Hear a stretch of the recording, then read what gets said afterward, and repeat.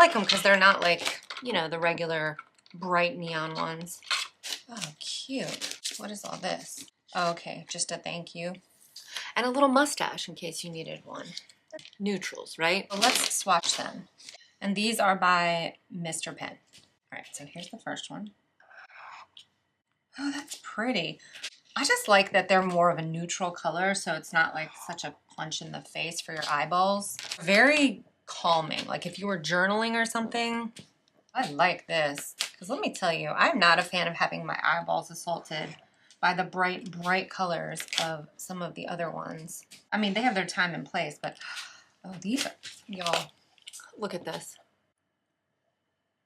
These are beautiful. If you want a really kind of neutral color palette for journaling or a calendar or just general office work, yeah, guys, these are beautiful.